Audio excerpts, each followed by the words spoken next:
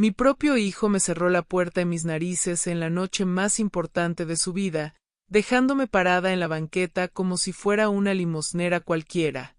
Soy Isabel. Tengo 62 años. Y fui yo quien le enseñó a caminar a ese hombre. Lo que Julián olvidó esa noche es que el local donde estaba celebrando su gran inauguración, legalmente todavía es mío. La noche estaba fresca. De esas que se te meten hasta los huesos si no llevas un buen rebozo. Pero yo ni sentía el frío. La emoción me calentaba la sangre. Llevaba meses escuchando a Julián hablar de su gran proyecto. El restaurante Elite. Un nombre que a mí me sonaba presumido, pero que a él le llenaba la boca de orgullo. Se había gastado una fortuna en remodelar ese viejo almacén en la zona rosa de la Ciudad de México. Yo me había puesto mi mejor vestido, ese de seda color guinda que usé para la boda de mi sobrina hace 5 años. Me había arreglado el cabello con la peineta de concha nácar que era de mi mamá. Me sentía elegante, digna, una madre lista para aplaudir los logros de su muchacho. En mis manos apretaba un ramo enorme de girasoles. No eran flores de florería fresa, de esas que vienen envueltas en plásticos brillantes y moños exagerados. No, eran girasoles de mi jardín, cortados esa misma tarde, con los tallos gruesos y las cabezas pesadas mirando al cielo, envueltos en papel estraza y atados con un mecate rústico. A Julián siempre le fascinaron de niño. Decía que eran soles que sí se podían tocar. Qué tonta fui al pensar que esos recuerdos todavía significaban algo para el hombre de traje italiano en el que se había convertido. Bajé del taxi 2 cuadras antes, porque el tráfico estaba del demonio. La calle estaba repleta de camionetas de lujo, coches negros con vidrios polarizados y gente joven vestida como si fueran a desfilar en las lomas. El letrero de neón azul sobre la entrada de ladrillo aparente parpadeaba con elegancia. Elite. Había una alfombra roja, pequeña, pero intimidante, y unos cordones de terciopelo que separaban a los elegidos del resto de los mortales. Caminé con paso firme, aunque la artritis en mi rodilla izquierda me punzaba un poco. Sonreía. Iba a ver a mi hijo triunfar. Al llegar a la entrada, un tipo alto, vestido de negro impecable y con un audífono en la oreja, se me atravesó en el camino. No fue grosero al principio, solo firme, como una pared de hielo. Buenas noches, señora, dijo, extendiendo una mano enguantada para detenerme. Su nombre. Soy Isabel, la madre del dueño, dije inflando el pecho, esperando que las puertas se abrieran de par en par. El tipo miró una lista en una tableta electrónica. Deslizó el dedo 1, 2 veces. Frunció el ceño. Y me miró de arriba a abajo. Sus ojos se detuvieron en mis zapatos, cómodos y de tacón bajo, luego en mi vestido pasado de moda, y finalmente en el ramo de girasoles que de repente me pareció ridículamente ranchero en medio de tanto cemento y cristal. No aparece en la lista, señora, dijo con un tono que ya no era amable, sino condescendiente. Este es un evento privado, solo con invitación digital. Debe haber un error, jovencito, insistí tratando de mantener la compostura. Soy la mamá de Julián. Él sabe que vendría. ¿Podría avisarle? El gerente, o el jefe de seguridad, o lo que fuera aquel muro humano, suspiró con fastidio. Miró por encima de mi hombro hacia la fila de gente importante que esperaba detrás de mí. Señora, por favor, no bloquee el acceso. Si no tiene el código QR, no puede pasar. El señor Julián está muy ocupado atendiendo a los inversionistas y a la prensa. No podemos molestarlo por... Hizo una pausa y señaló mis flores con desdén. Visitas personales no programadas. Sentí que la sangre se me subía a la cara. No era vergüenza. Era incredulidad. Me hice a un lado, pegándome al ventanal de vidrio ahumado que daba a la calle. Desde ahí se veía el interior. Las luces eran tenues. La música retumbaba suavemente, y los meseros pasaban con bandejas de plata. Y entonces lo vi.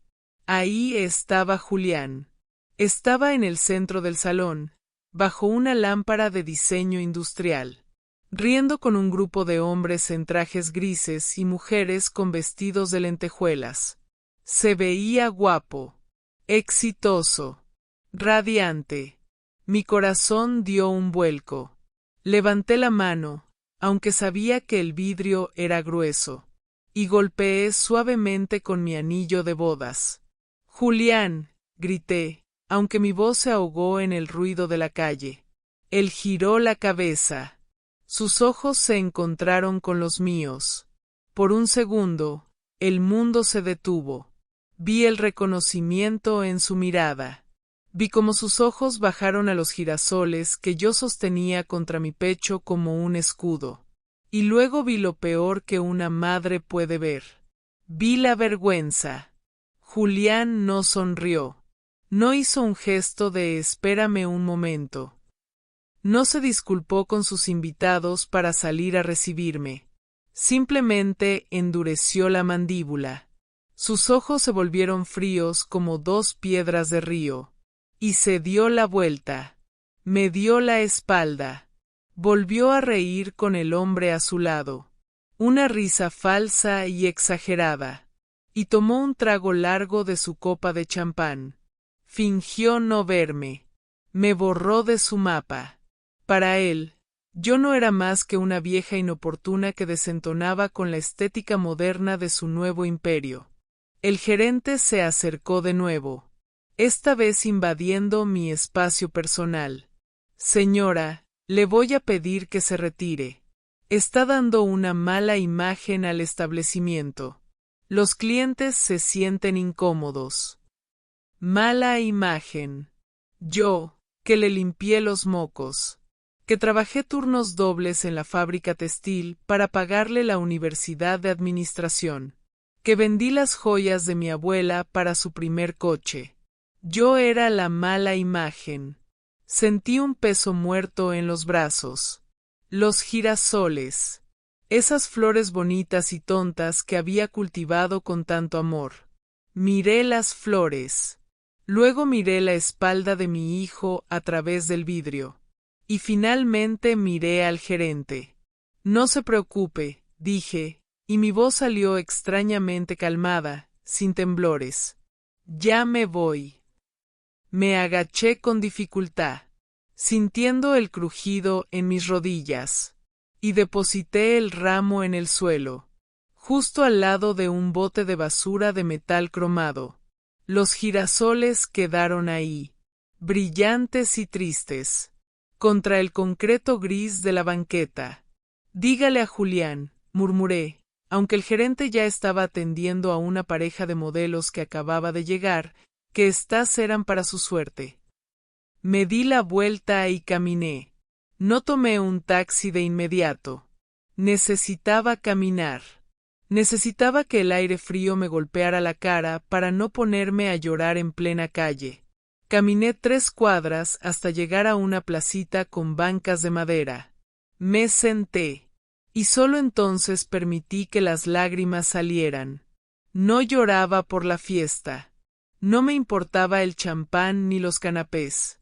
Lloraba porque me di cuenta de que había perdido a mi hijo hacía mucho tiempo. Y no lo había querido ver. La ambición se lo había tragado entero. Él creía que el éxito era eso. Trajes caros, gente bonita y negar su origen. Negar a su madre porque no combinaba con la decoración.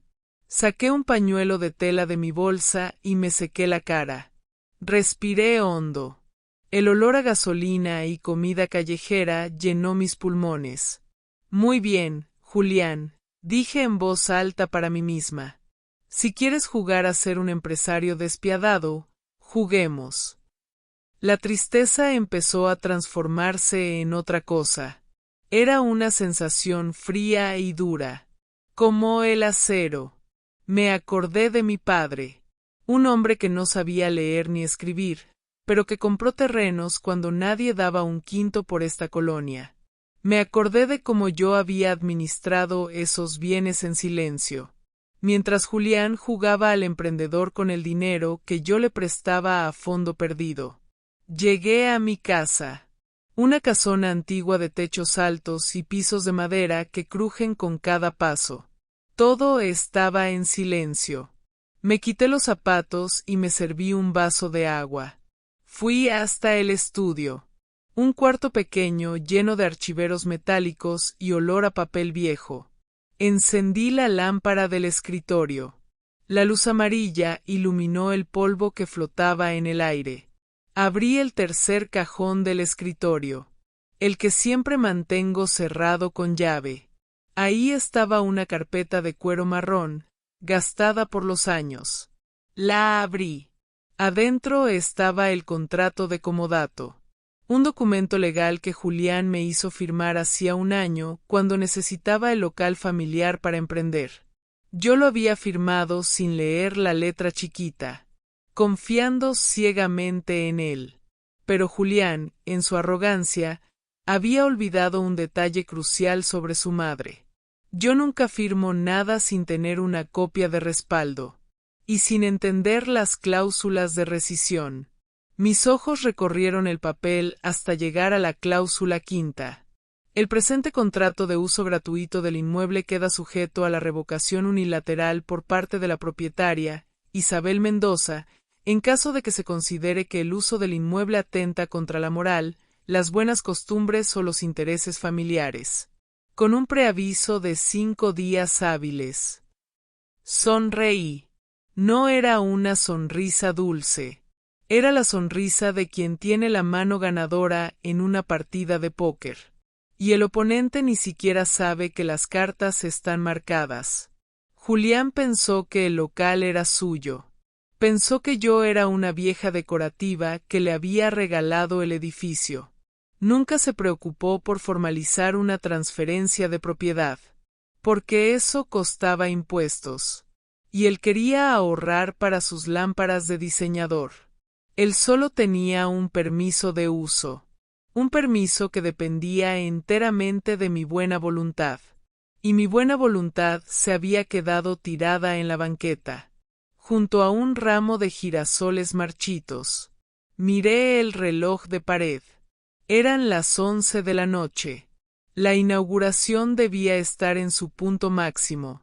Imaginé a Julián brindando, sintiéndose el rey del mundo, creyendo que había borrado su pasado humilde al dejarme afuera.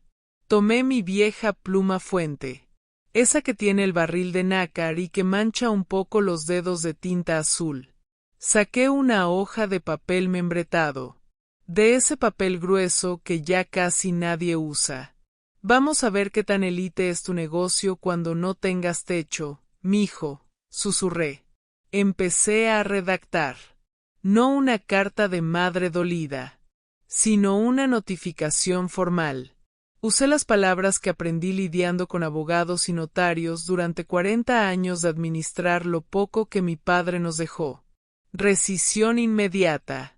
Incumplimiento de cláusulas morales. Desalojo. Cada palabra que escribía me dolía, pero también me curaba. Era como cauterizar una herida. El amor de madre es infinito, dicen, pero la dignidad de una mujer tiene un límite. Y Julián lo había cruzado esa noche al fingir que yo no existía. Terminé de escribir. Firmé con mi nombre completo. Isabel Mendoza, viuda de Salazar.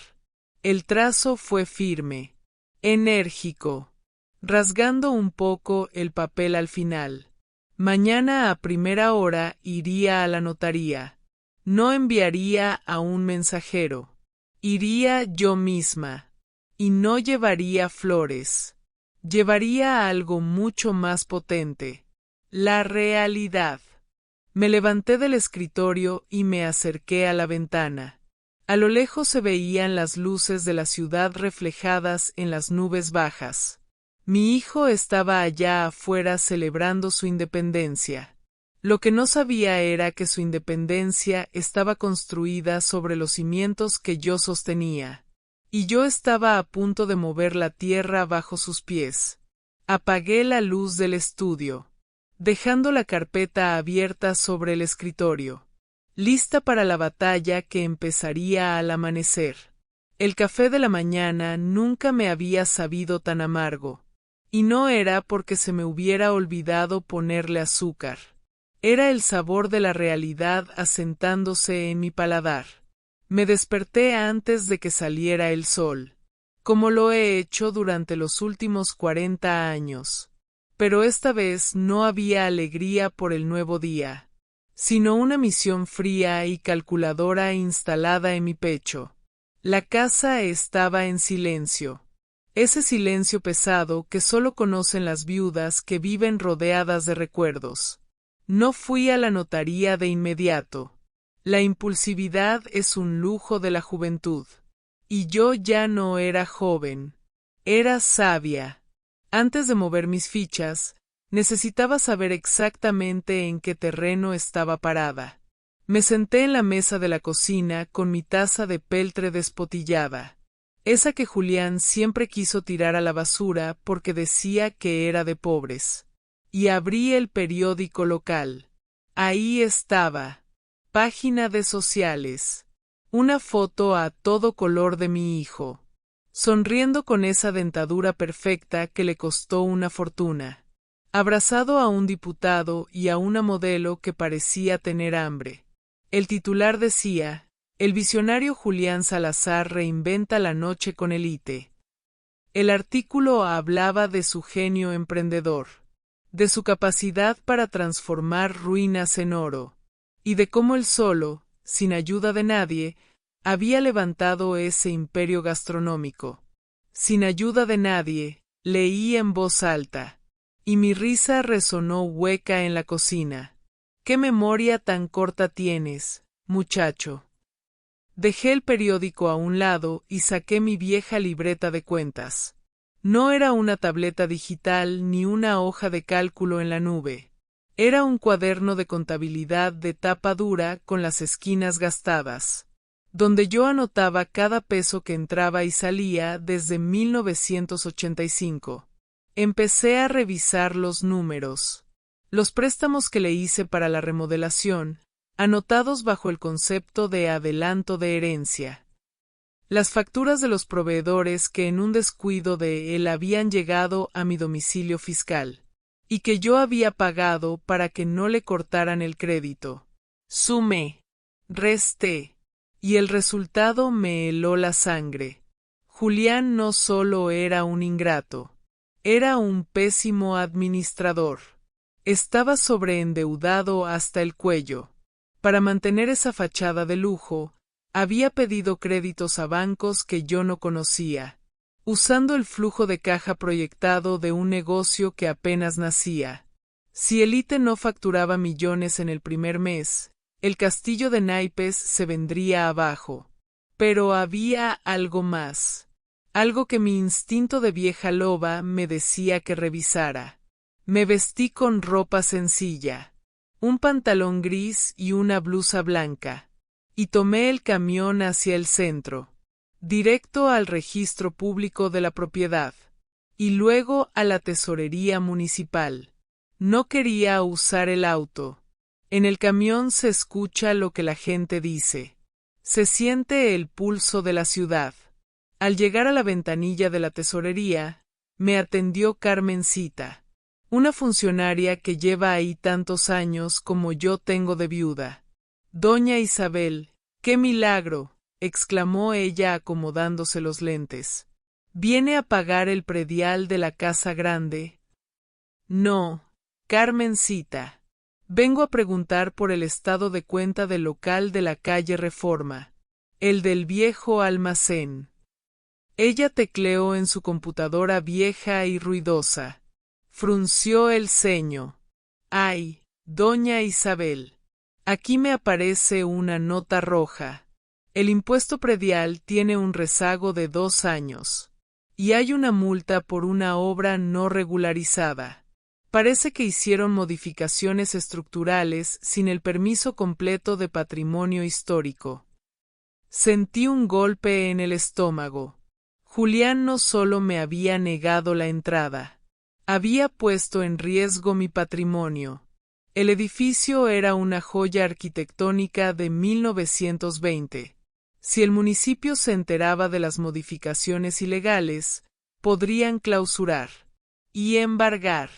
Imprímeme todo, Carmencita, con sellos y firmas, por favor. Salí de la oficina con un sobremanila bajo el brazo. Ese sobrepesaba más que el ramo de girasoles de la noche anterior.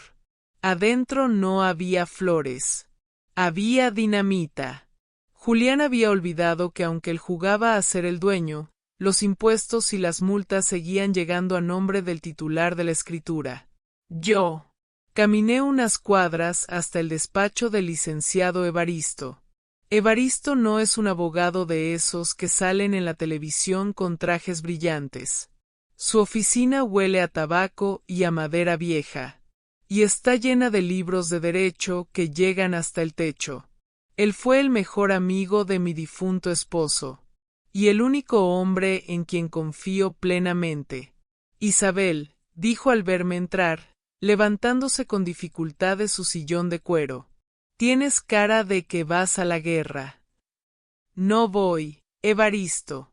Ya estoy en ella, respondí poniendo el sobre y el contrato de comodato sobre su escritorio. Le conté todo. La humillación en la puerta, la mirada de vergüenza de Julián, el gerente prepotente, y luego le mostré los documentos de la tesorería. Evaristo escuchó en silencio, acariciando su bigote blanco. Cuando terminé, soltó un silbido largo. Tu hijo es un tonto con iniciativa, Isabel, la combinación más peligrosa que existe. Quiero recuperar mi local, Evaristo, pero no quiero una demanda que dure 10 años. Quiero sacarlo rápido. Quiero que entienda quién manda. Evaristo revisó el contrato de comodato, ese que Julián firmó sin leer la letra chiquita, porque estaba demasiado ocupado eligiendo el color de las servilletas. Aquí tienes la sartén por el mango, mujer, dijo Evaristo señalando la cláusula quinta con su dedo índice manchado de tinta. Pero hay algo mejor. La cláusula octava.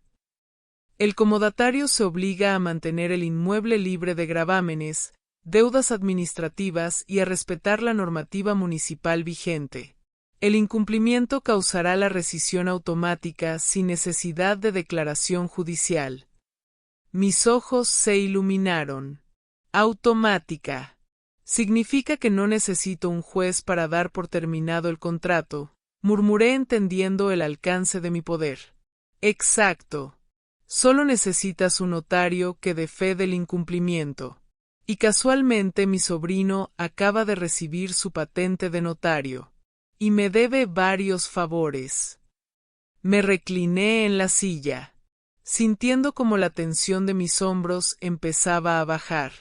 Durante años me había hecho pequeña para que Julián se sintiera grande.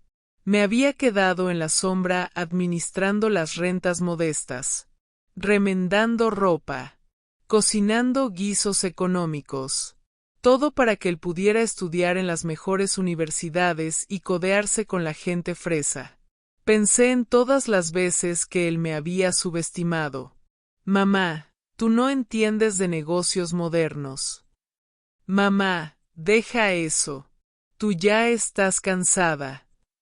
Mamá, mejor quédate en casa.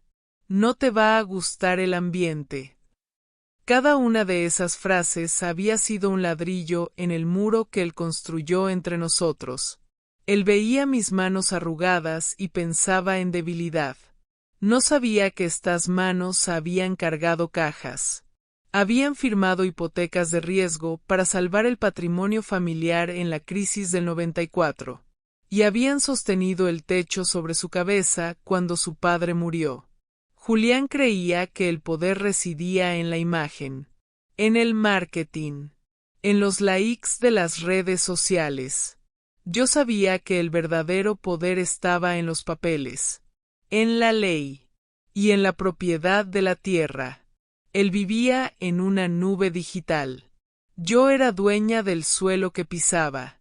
Evaristo, quiero que prepares el acta, pero no se la vamos a notificar por correo. ¿Qué tienes en mente, Isabel? Julián va a tener una visita de inspección mañana mismo, y yo voy a ir. Tú, después de lo que te hizo, no te van a dejar entrar, Isabel. Tienen seguridad privada, listas de acceso. Ya viste cómo te trataron. Sonreí, y esta vez mi sonrisa tenía un filo peligroso.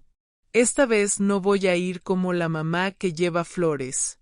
Voy a ir como la dueña que va a inspeccionar su propiedad. Y no voy a ir sola. Voy a ir contigo, con tu sobrino el notario, y con los planos originales del edificio. Saqué de mi bolsa un tubo de cartón viejo que había rescatado del fondo de mi armario esa mañana. Lo desenrollé sobre el escritorio de Evaristo. Eran los planos azules dibujados a mano en 1925, de la estructura original del almacén. Julián remodeló la fachada y el salón principal, dije señalando las líneas blancas sobre el papel azul.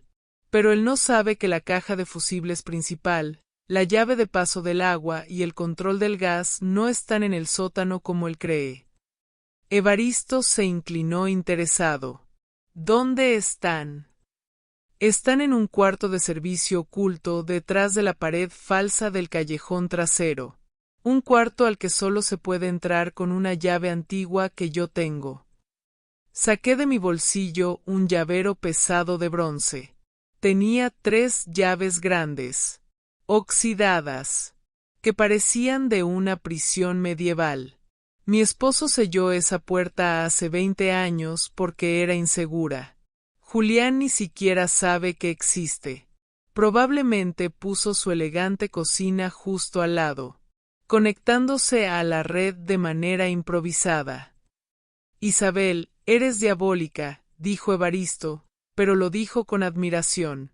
Soy madre, Evaristo, y una madre tiene que enseñar. Aunque la lección duela.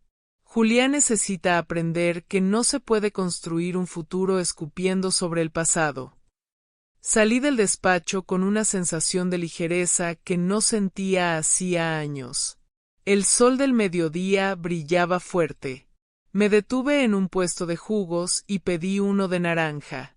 Mientras bebía, saqué mi celular. Un modelo sencillo pero funcional. Y entré a la aplicación de Instagram que mi nieta me había instalado. Busqué el perfil de Elite. Había historias nuevas. Videos de la noche anterior. Gente bailando. Botellas de champán con bengalas. Y Julián en el centro de todo. Brindando el inicio de una nueva era, decía el texto sobre el video. Gracias a todos los que creyeron en mí cuando nadie más lo hizo. Sentí un pinchazo en el corazón. Nadie más. ¿Y quién le pagó los trajes? ¿Quién le dio el aval para el primer crédito? ¿Quién le cedió el local? La ingratitud es un veneno que ciega. Julián se había creído su propia mentira. Se había convencido de que era un hombre hecho a sí mismo, borrando convenientemente mi existencia de su biografía. Guardé el teléfono. Ya no me dolía. Ahora me daba lástima. Pobre muchacho jugando a ser rey en un castillo prestado, sin saber que la reina tenía las llaves del calabozo. Regresé a casa y me puse a trabajar. No en la cocina ni en el jardín, sino en mi escritorio. Redacté una lista de irregularidades observadas, basada en lo que había visto desde la ventana la noche anterior. y en lo que sabía del edificio. 1. Obstrucción de vía pública. La alfombra roja invadía la banqueta municipal. 2. Nivel de ruido excesivo para zona mixta. 3. Modificación de fachada protegida. El letrero de neón estaba anclado en ladrillo histórico. Cada punto era un clavo más en el ataúd. No necesitaba inventar nada. La ley estaba de mi lado. Y Julián, en su soberbia, había ignorado todas las reglas, pensando que el dinero y las conexiones lo protegían. Pero sus conexiones eran con gente de la farándula, no con la burocracia municipal. Y en este país, el papelito habla. Cayó la tarde, y la casa se llenó de sombras. Me senté en mi sillón favorito, acariciando las llaves de bronce en mi regazo. Mañana sería el día. No habría gritos. No habría escándalos en la puerta. Todo sería legal, frío y terriblemente efectivo. Julián quería élite. Quería modernidad. Pues bien, iba a recibir una lección muy moderna sobre derecho inmobiliario y consecuencias legales. Me imaginé su cara cuando me viera entrar, no con un vestido de seda y girasoles, sino con un traje sastre, un notario a mi derecha, y una orden de inspección en la mano. Se le iba a caer la copa de champán de la mano, y si el gerente, ese muro de hielo, intentaba detenerme de nuevo, descubriría que yo no era una viejecita inofensiva.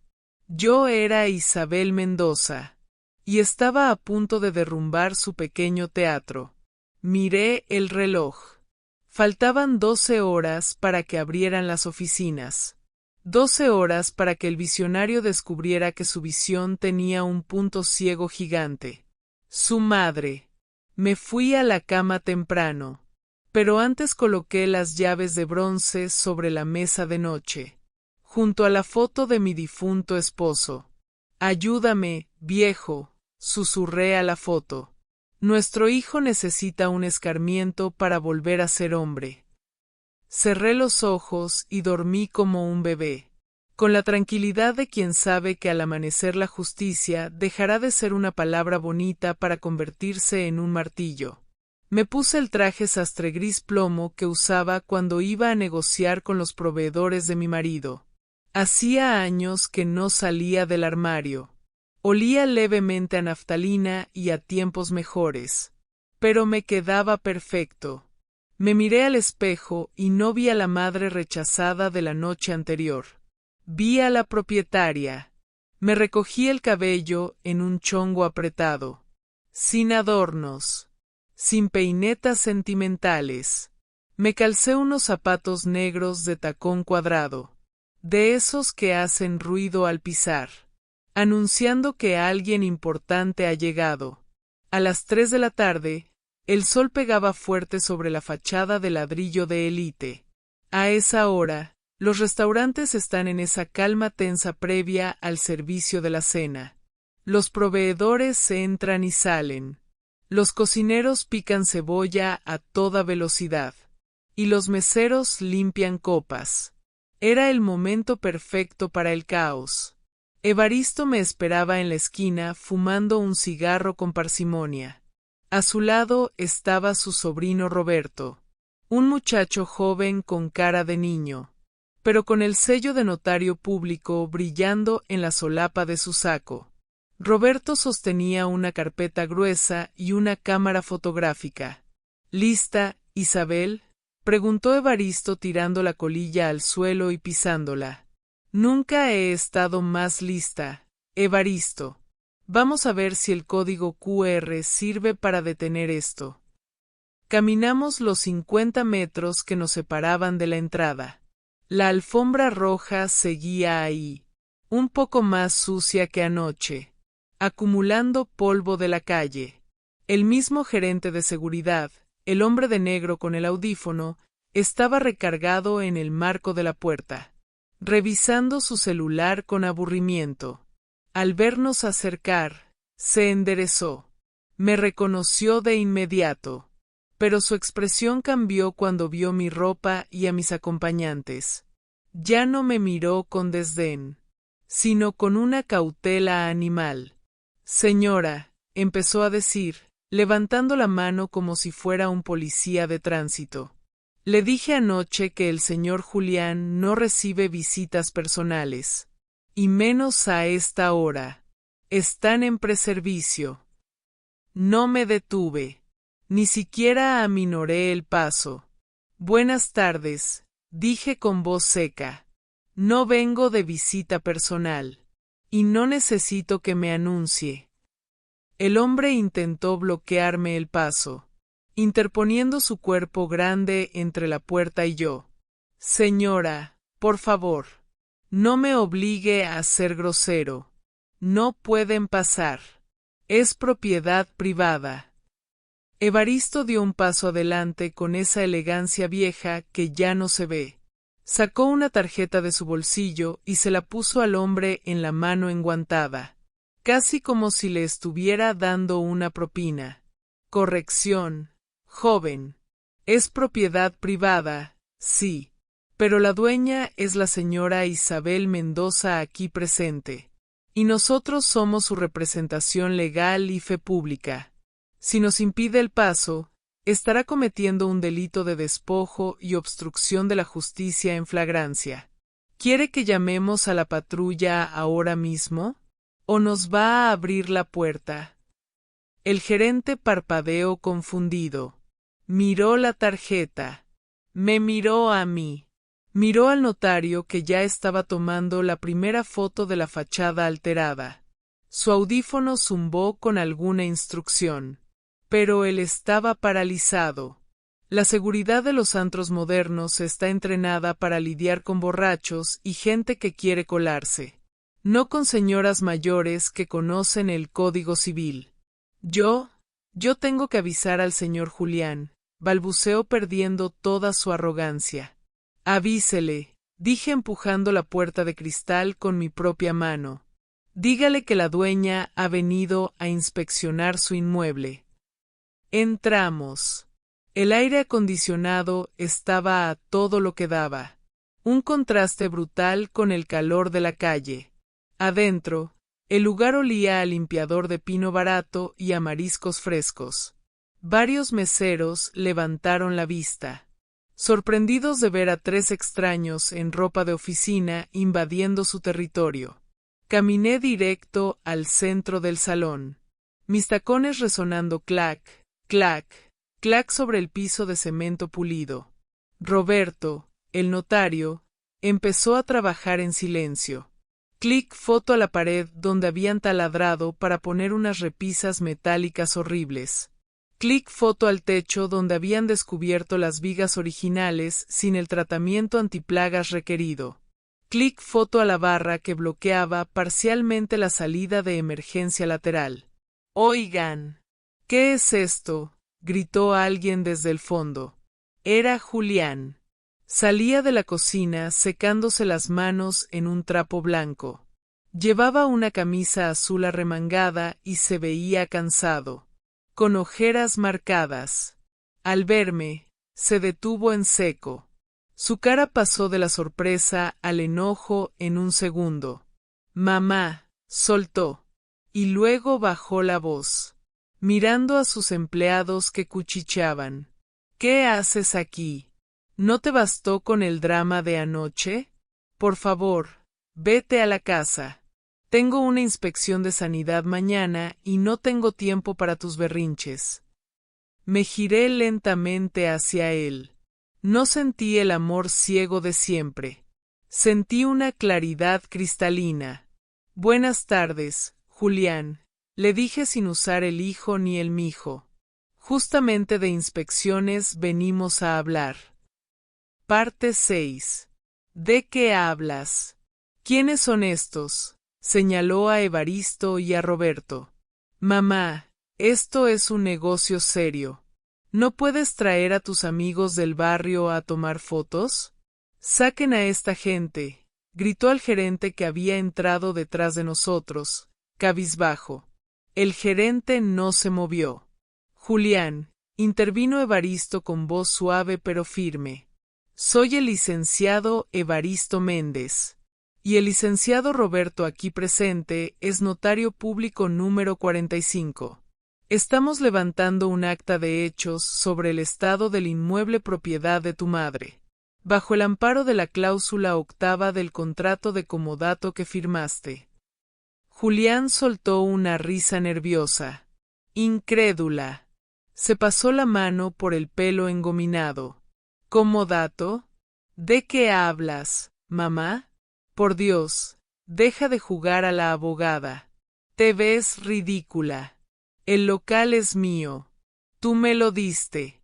Todos saben que es mío. Te lo presté, Julián. Corregí elevando el tono lo suficiente para que los meseros escucharan. Te lo presté bajo condiciones. Condiciones que has violado sistemáticamente. Saqué de mi bolsa la lista que había redactado la noche anterior. Roberto, por favor, anote, dije ignorando la cara roja de mi hijo. Modificación estructural no autorizada en el muro de carga norte. Instalación eléctrica expuesta de alto riesgo cerca de la zona de bar. Obstrucción de áreas comunes. Roberto escribía frenéticamente en su libreta. Asintiendo. Julián se acercó a mí, invadiendo mi espacio personal, tal como lo había hecho su gorila de seguridad la noche anterior. Mamá, basta, siseó entre dientes. Estás haciendo el ridículo frente a mi personal. Vete a la casa. Tómate un té. Y luego hablamos. Te prometo que el domingo voy a comer. ¿Eso quieres? Atención. Lo miré a los ojos. Eran los mismos ojos de su padre, pero sin la bondad. No quiero tu atención, Julián. Quiero mi propiedad. Y sobre todo, quiero que entiendas que no puedes construir tu éxito pisoteando a quien te dio las bases. Yo construí esto, gritó perdiendo los estribos. Yo conseguí a los inversionistas. Yo diseñé el concepto. Tú solo pusiste un edificio viejo que se estaba cayendo a pedazos. Te hice un favor arreglándolo. ¿Arreglándolo? Pregunté con ironía. ¿Llamas arreglar a tirar una pared histórica para poner una ventana de vidrio que viola el reglamento del centro histórico? ¿Llamas arreglar a tener una deuda de 2 años de predial que está a punto de causarme un embargo? La mención de la deuda lo golpeó. Dio un paso atrás. Los empleados dejaron de fingir que trabajaban y se quedaron mirando abiertamente. Yo iba a pagar eso con las ganancias del primer trimestre, murmuró bajando la guardia por primera vez. No tienes primer trimestre, Julián. El contrato dice que cualquier deuda administrativa es causa de rescisión inmediata. Julián miró a Evaristo buscando una salida. Una broma. Algo. Evaristo solo le devolvió una mirada de lástima profesional. ¿Estás loca?, dijo Julián volviendo a la ofensiva. No puedes sacarme. Tengo derechos. Tengo dinero invertido aquí. No puedes cerrar mi negocio solo porque te ofendiste. Porque no te dejé entrar a una fiesta. Es infantil. No es por la fiesta, Julián. Es por la falta de respeto. Y no hablo de respeto a tu madre. Hablo de respeto a la ley y a los compromisos firmados.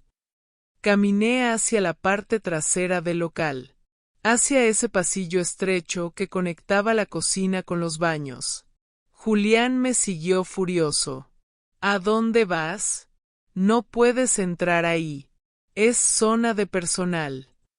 Llegué al final del pasillo. Ahí había una pared falsa de tablaroca pintada de negro, para que pareciera parte de la decoración moderna. Detrás de esa pared, según los planos viejos, debía estar la puerta de servicio original que daba al callejón. Roberto, documente esto, ordené. Julián se rió. Ahí no hay nada, mamá. Es un muro ciego.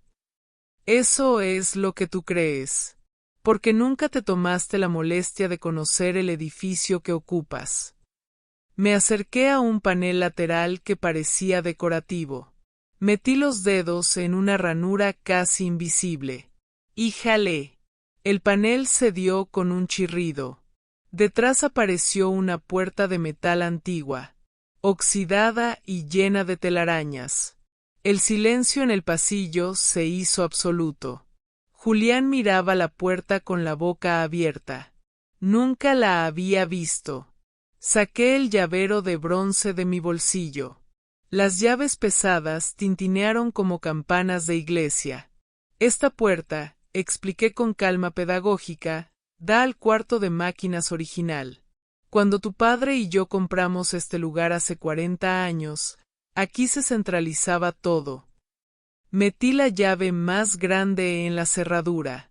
Estaba dura, pero giró con un clac metálico que resonó en los huesos de todos los presentes. Empujé la puerta. Se abrió revelando un cuarto pequeño, oscuro y polvoriento. Entré y encendí la luz con un interruptor de palanca viejo. Un foco amarillo iluminó el espacio. Ahí estaban las cajas de fusibles maestras, las válvulas de paso del agua general, y lo más importante, la conexión principal de gas que alimentaba todo el edificio, incluyendo su preciosa cocina de chef internacional. Julián se asomó, pálido.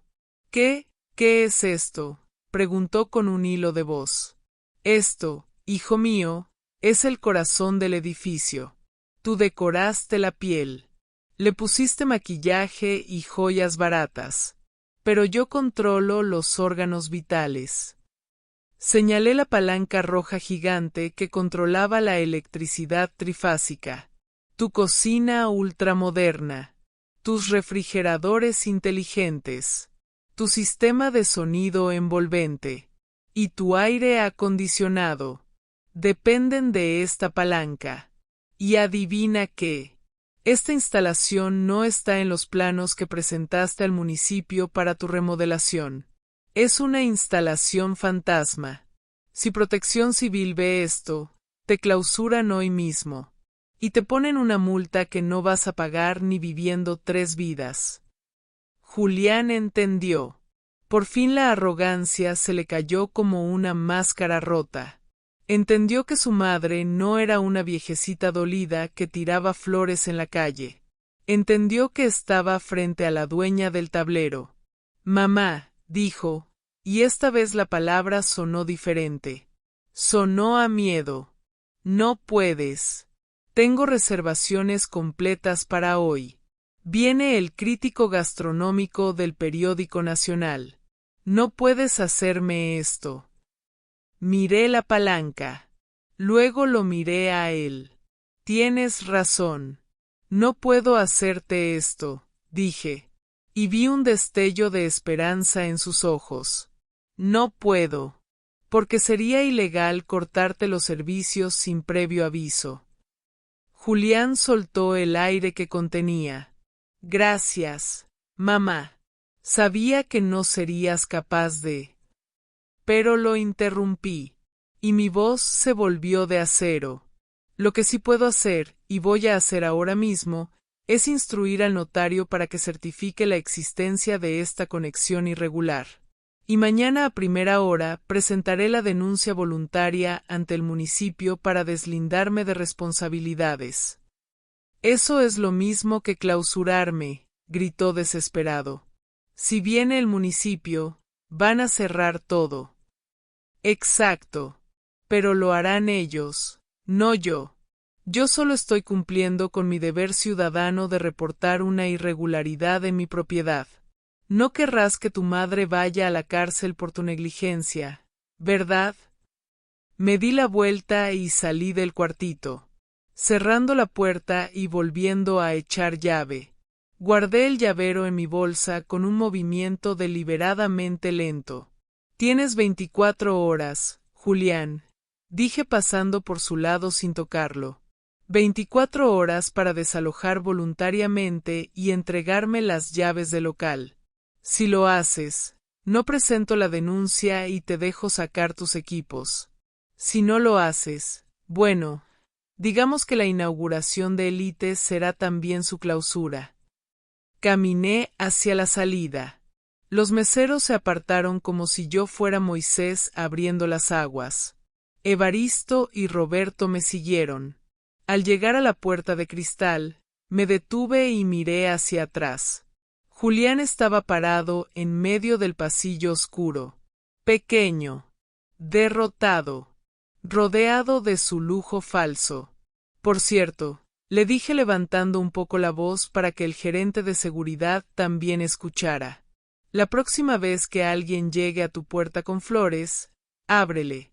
Nunca sabes si trae bendiciones o si trae las llaves de tu destrucción. Salí a la calle. El sol seguía brillando, pero ahora el aire se sentía más ligero, más limpio. Evaristo me puso una mano en el hombro. Brillante, Isabel. Simplemente brillante. No sonreí. No había alegría en ver caer a un hijo. Pero había una satisfacción profunda, antigua, en recuperar el respeto que me habían robado. La lección había comenzado, y el alumno apenas empezaba a sentir el peso de la tarea. Vámonos, Evaristo, dije ajustándome el saco. Tengo hambre. Vamos por unos tacos de canasta de esos que sí tienen sabor.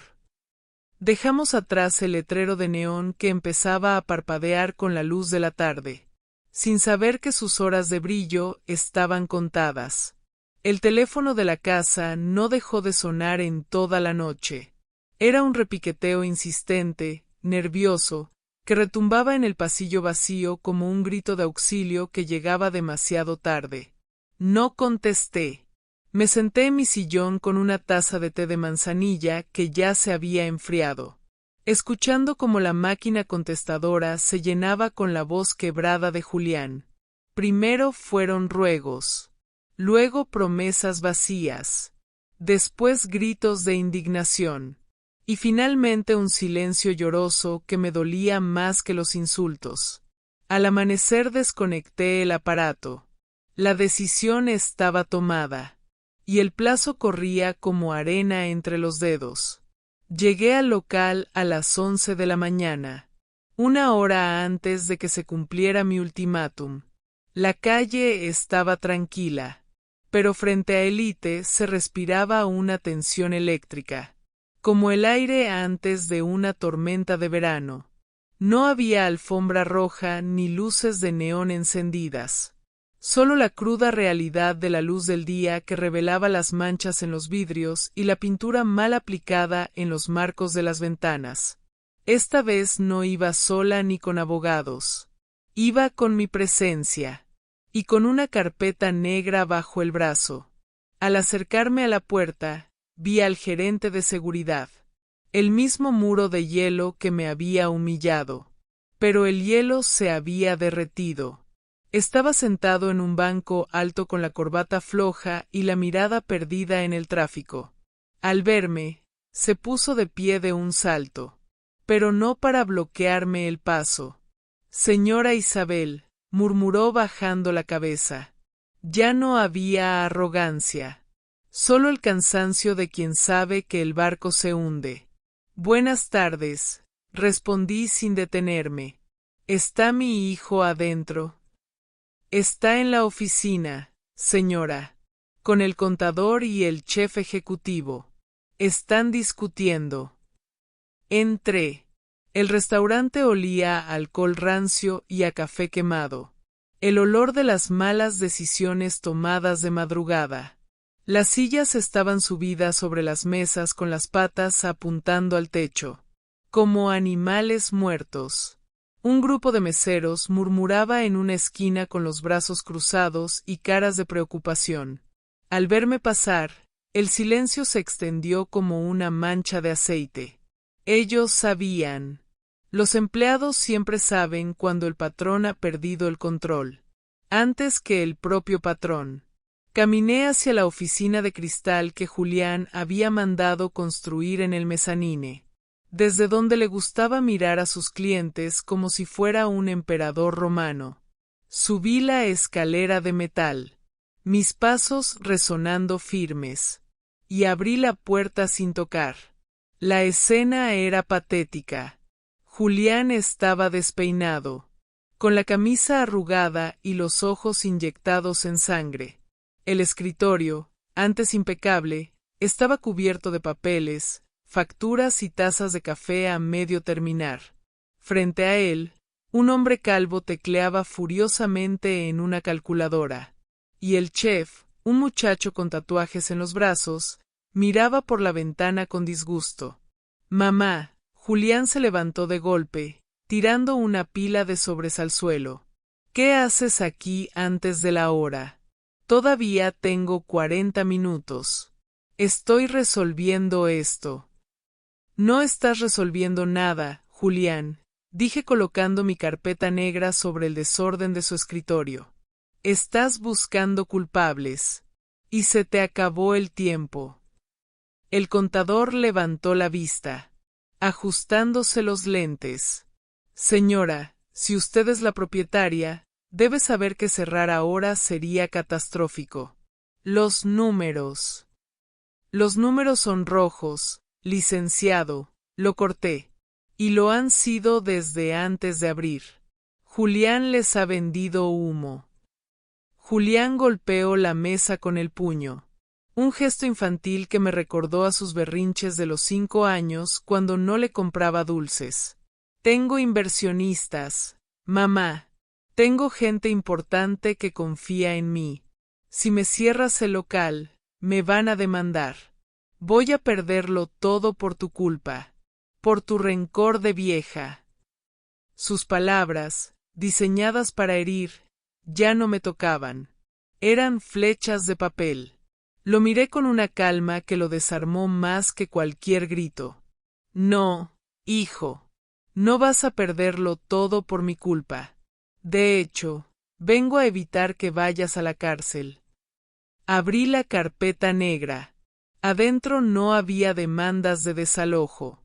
Había algo mucho peor para su ego, pero mejor para su libertad. Saqué 3 documentos engrapados y los deslicé hacia él.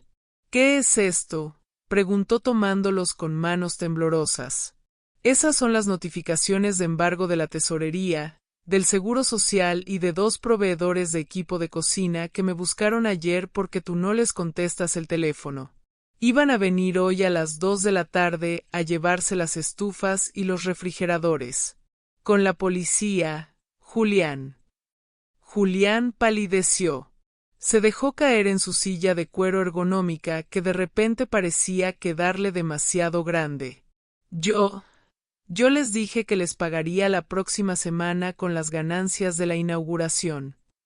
No hay ganancias, Julián. Y ellos lo saben. Pero hay algo más. Saqué el último documento.